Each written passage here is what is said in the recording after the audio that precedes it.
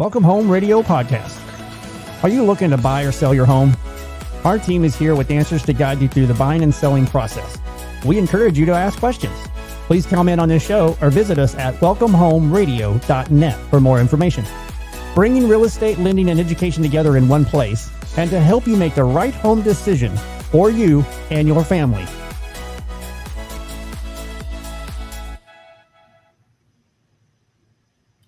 And welcome to Welcome Home Radio. It is August 27th, and we're so grateful for you to be here with us.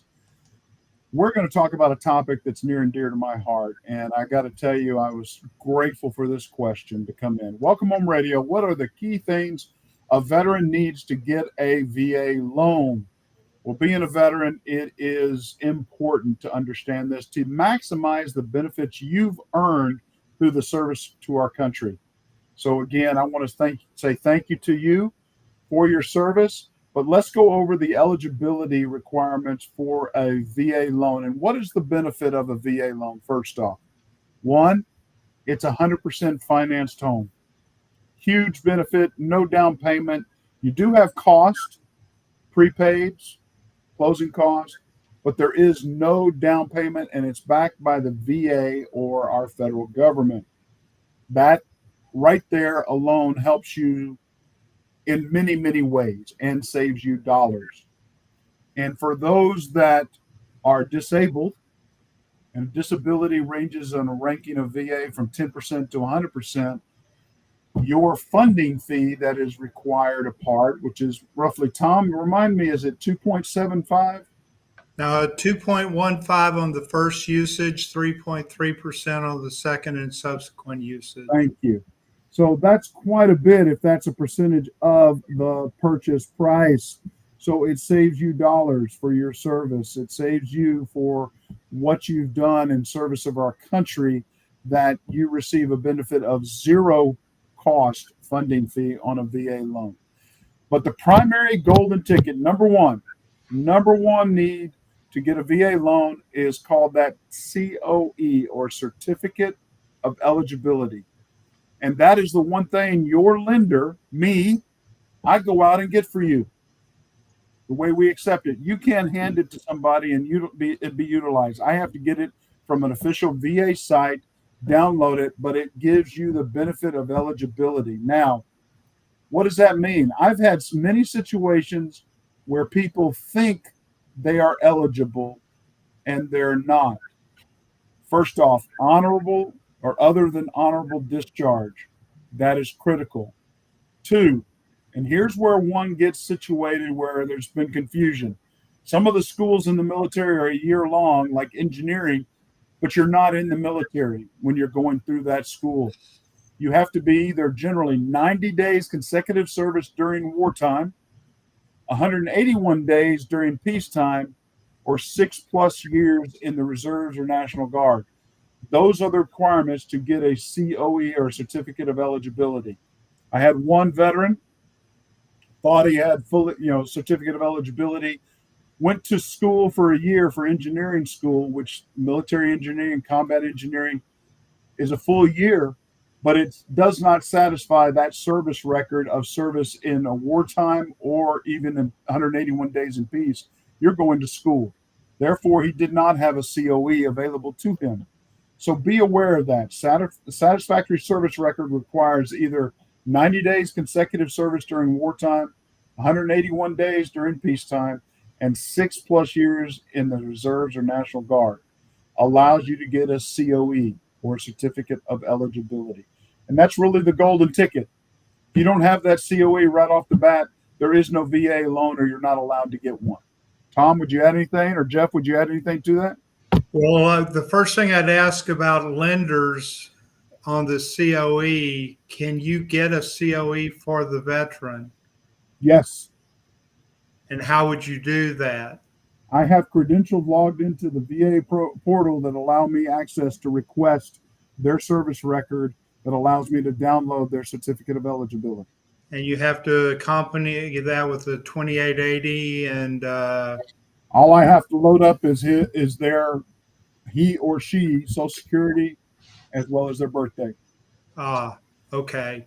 That's so it. That's it. Don't even have to get the 1880 signed. Good. I can have that done inside of 2 minutes once I get to meet the loan application and receive it. I can have that done along with credit pull at the same time.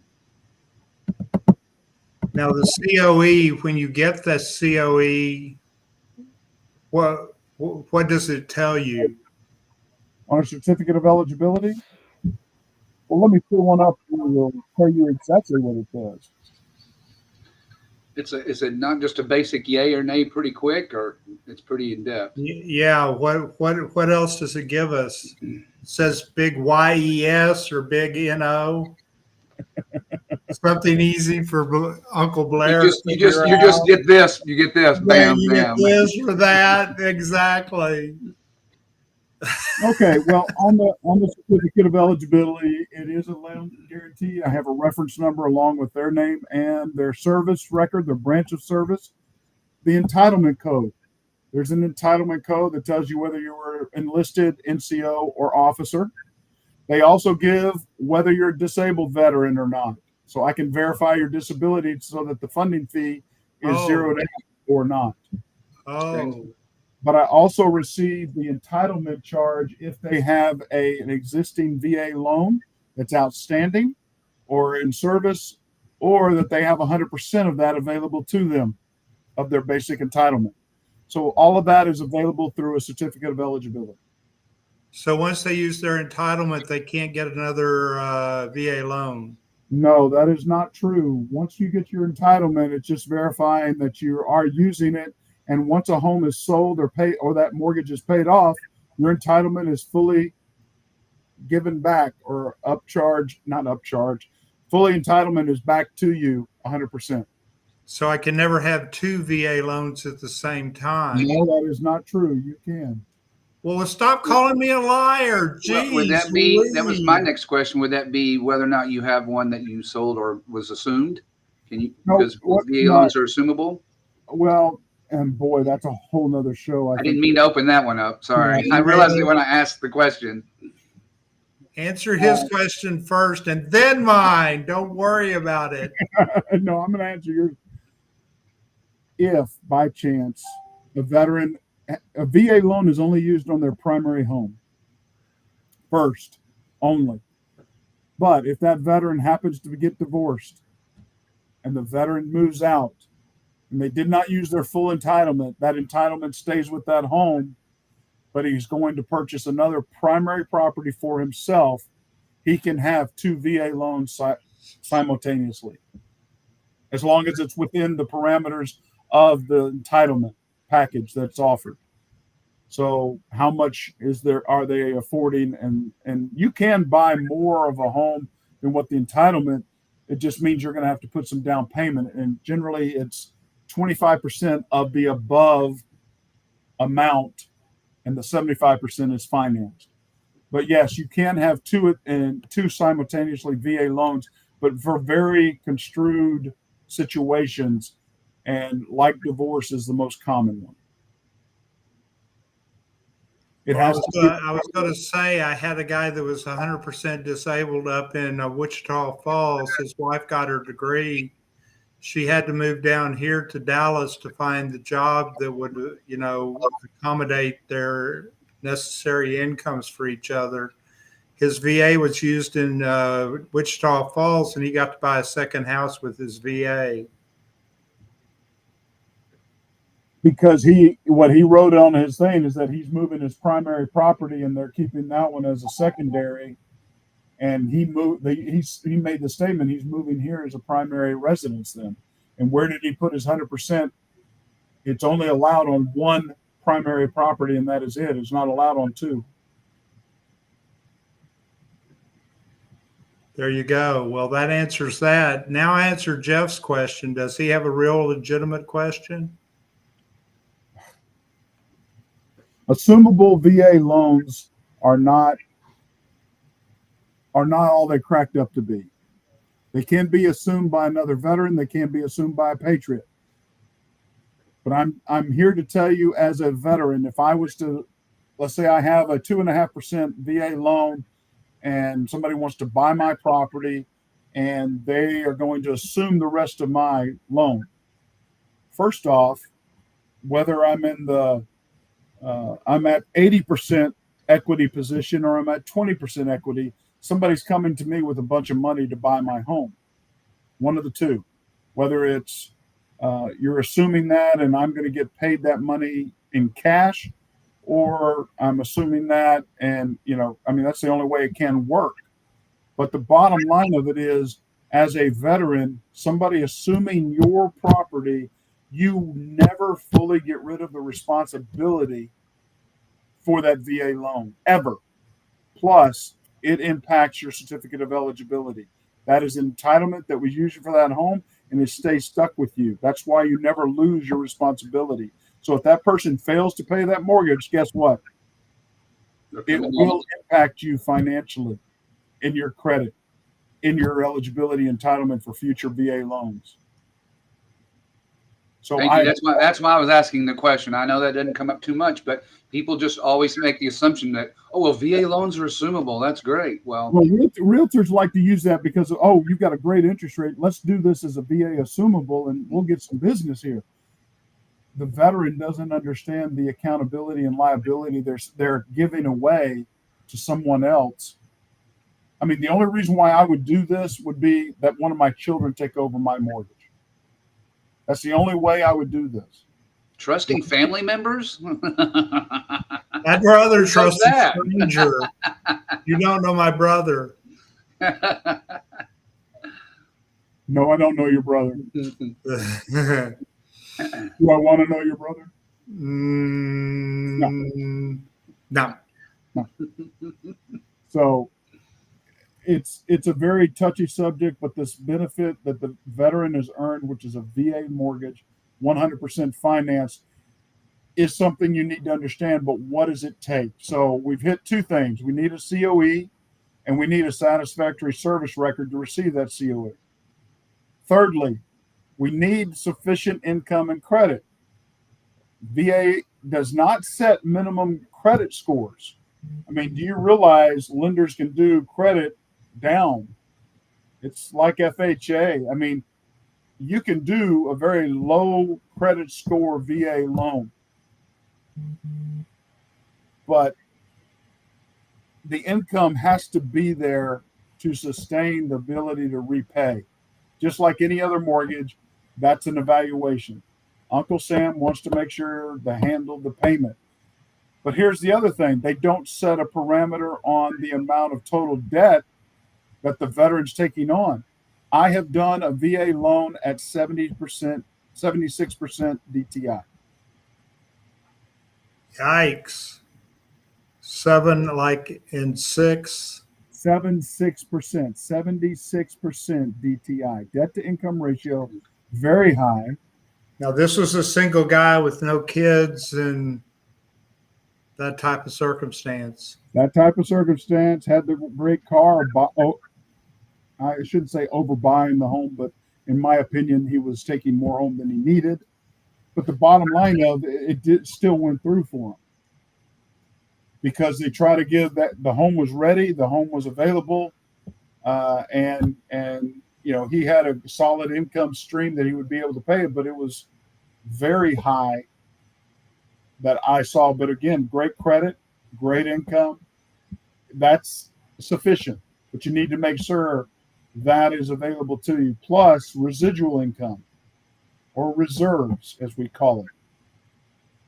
That's the other critical piece. Now, Tom, in the industry and your time and history in this business, what's the normal reserves amount? Let's define reserve first and then give a normal reserve amount that a conventional loan or FHA would look at. So what's a reserve amount is monies that are left over after everything's paid. The underwriting staff would look at the risk of the loan and determine, do we want to see additional payments in the bank once all money is paid to buy the property, the down payment, the closing costs, and the prepaids are paid. Usually it's reflected in number of month payments. So they'll ask for 2 months of payments, 3 months of payments as reserves after somebody closes. What happens, however, with all government loans, they do not require any reserves to be held as far as the buyer's concerned. Conventional, however, if you're putting down less than 20%, and even when sometimes you do put down 20%, the generating engine for that, the automated underwriting engine that goes through the file, will say we want to see 2 months, 3 months, 4 months, 6 months reserves. And the reason for this is that they want to know if everything goes bad, that you have an X number of months to pay. And normally 2 months to 3 months is somewhat the standard. If you've got 6 months, if you've got 12 months or 24 months, that's always in your favor. But it's very important with the VA to know that, yes, they don't require it, but boy, it helps out, especially with interest rate and especially with conditioning the file. So I think it's very important that people understand what reserves or residual income means when they say that. Mr. Producer, could you please change our picture screen here? I hate being the largest close-up. Thank you so much. Oh man, you are the largest close-up. You're the best looking of all of us. It's because I'm closest to my camera, Mr. Glare.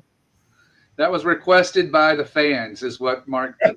Yeah, the fans were requesting that. I got a text from a fan. Oh, There we go. There we go. Now he's. Oh yeah, and there we go. Miniaturize Jeff and me.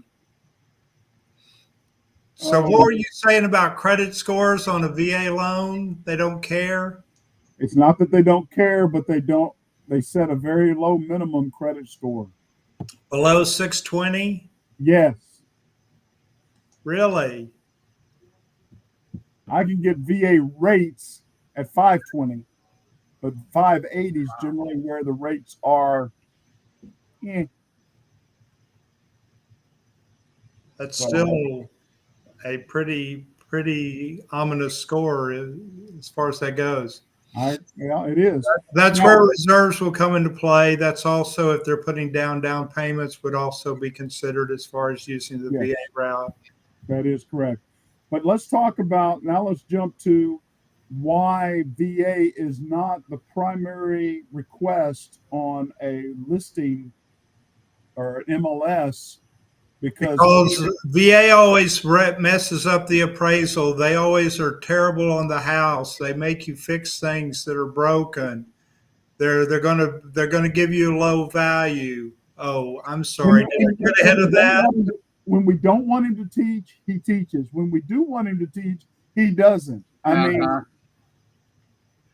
he's educating. It's just in his way. He's educating. It's just in his way. This is not. I'm just repeating what I've heard from the market that wants to see you as our primary picture up here. I think it's better than it used to be as far as some of that ideas or that. No, it's not. I've been in the business for 50 years and they've always mucked up the deal. They always screw it up. Why would you ever go VA? That's a horrible way to sell your property. Is he attacking myself and my fellow? I mean, did he know the title of the topic of the show today? Did he? Devil's advocate. You guys, come on, let's do it. We know your role. VA does require the property to be ready for the veteran without any corrections or fixes on the standard. The sound, no fixer-uppers, no missing roofs, no missing rooms. I mean, appliances have to be where the appliances are intended. We can't have a veteran camping in his own home in his sleeping bag in the living room. We want a bedroom, we want a bathroom, we want a kitchen, we want a garage. It needs to be completed. Now, it doesn't have to be to the point of a hospital room fully done, but we do expect rooms, windows not to leak, roofs on the roof, that sort of thing. And so, yes, the VA inspection is tough.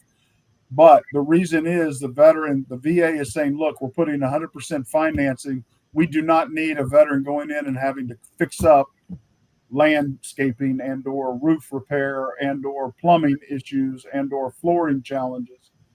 They want the home ready to live in.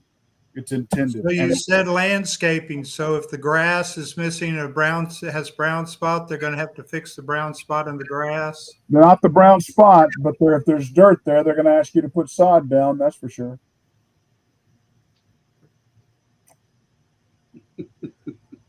I thought most repairs were geared towards health and safety when they were actually asking. It used to be. That's why, but you said a brown spot. I did. He's going devil's advocate extremist again. I did. Unicorn advocate. You're focused on our veterans not having a leaky roof on their head, and he's talking about brown spots in the yard. See, he brought it up, and I answered his question. They're not going to make him change that. But a ground where there is no grass, they would ask to put sod down, yes. The intention that it's a primary home, it's going to be for that veteran and their family. It's going to be intended for good living conditions. We're not going to have the fixer-uppers, renters like you do on your properties as investment. What do you mean? I fix my properties up very nice. Do you fix that brown spot? I've got one with total dirt in the front yard because I can't get the shade to let grass grow. St. Augustine, brother. Hey, St. Augustine. Zoysia does very well as long as you water it. Zoysia is probably the best grass I have seen lately because we put it in our backyard and it has worked wonderfully as long as you water it fairly regularly.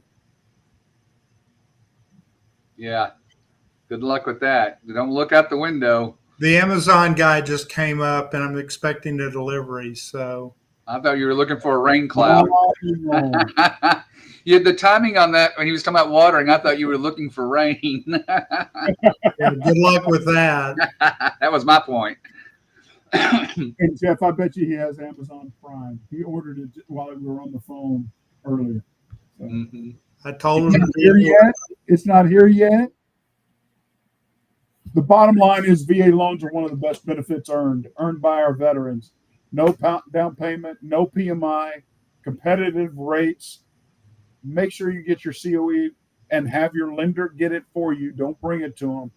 But the VA process is basic, but you need to know the pitfalls or the downturns that are challenges. One being what you just saw with Tom, the condition of the home is not negotiable. It needs to be set up. Even though you say it's okay, the veteran's going to repair this or do that, it's non-negotiable. It has to be up to snuff before the veteran moves in. And who decides that? The home inspector? The VA appraiser. Ah. Thank you for that. Mm-hmm. What does the VA appraiser know about home inspections, though? He's trained just like on a VA inspection, VA appraisal. He's trained just like any other appraiser. What do you mean he doesn't?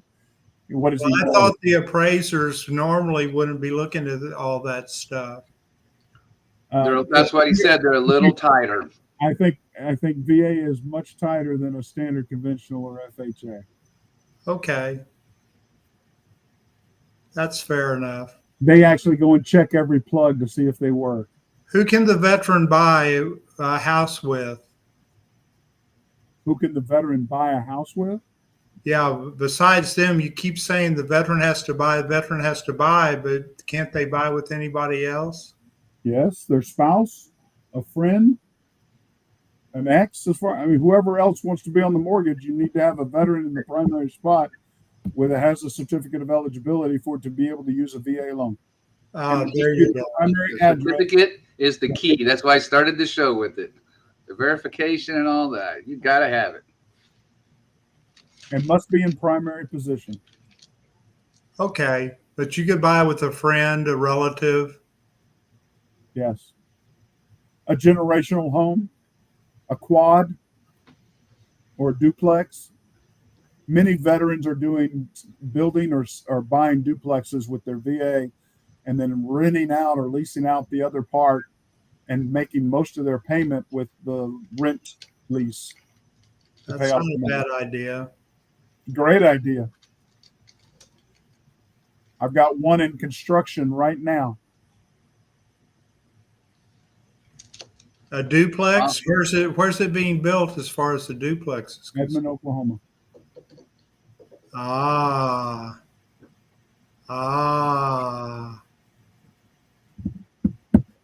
And they already have a family member ready to move in under a lease agreement for the other portion. That's awesome. Good for them. Yep. Plus, that's guaranteed babysitter.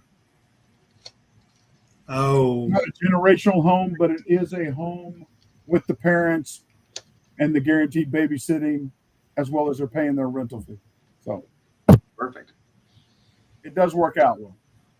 But boy, you got to love your in-laws if you're going to do that. Yes, sir. A lot. A lot. But the benefits are great in that case. I don't know if any of my in-laws would have lived in a home like that with me. Fair enough. My wife's family from Kentucky, I don't think they would handle it very well with the weapons in the house.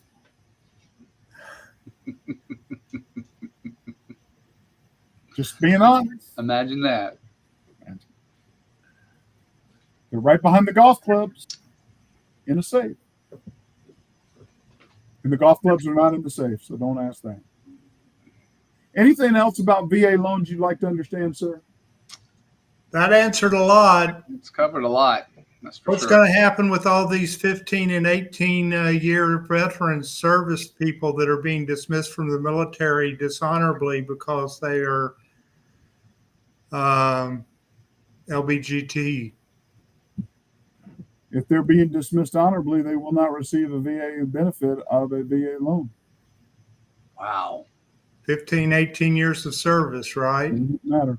That's If you're man. being dishonorably discharged, and you've got to do a lot to be dishonorably discharged, okay? There's going to be something significant. More than a label.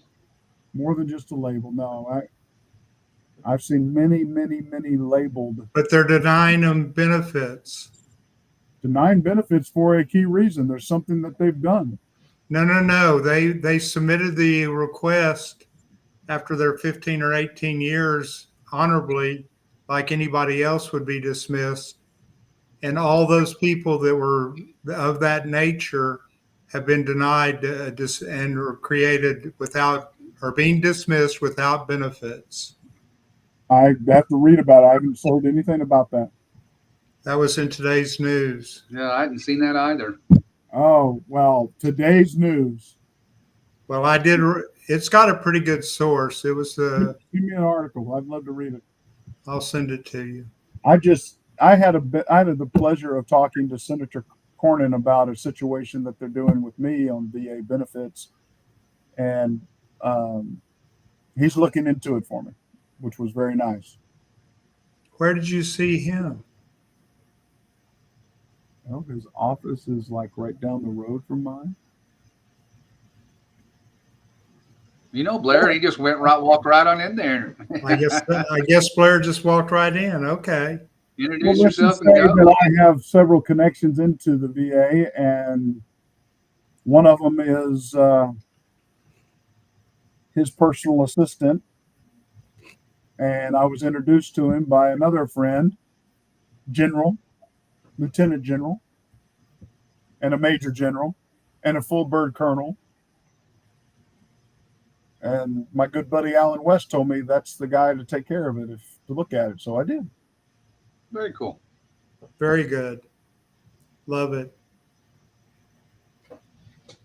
Okay. Well, I guess we're finished with my questions for today. Well, that was a good topic for sure. Great idea, Tom. I'd been wondering. I saw, Blair, he was all frozen up, but We Am got I him back. unfrozen? He's back. Am I back? You're back. You're Sorry. back.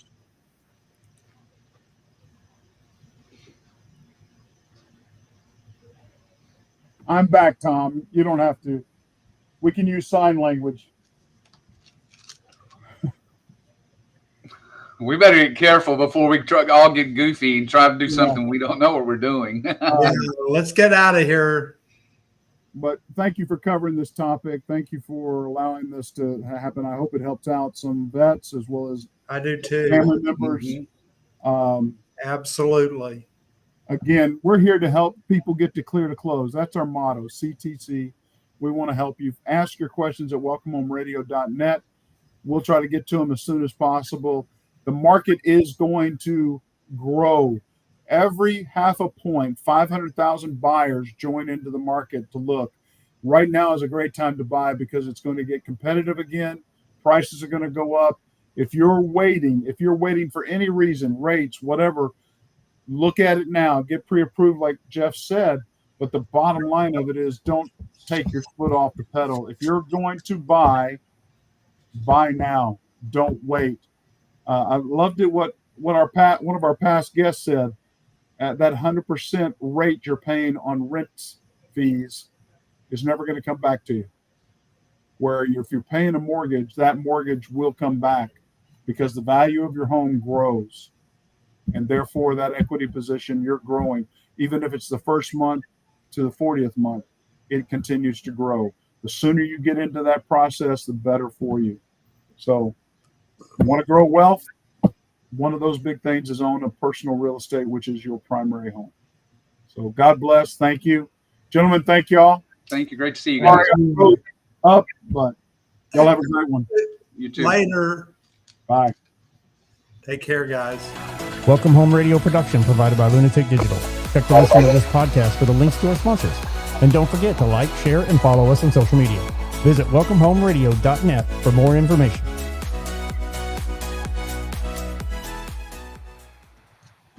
This was a Lunatic Digital production. Visit lunaticdigital.com for all your digital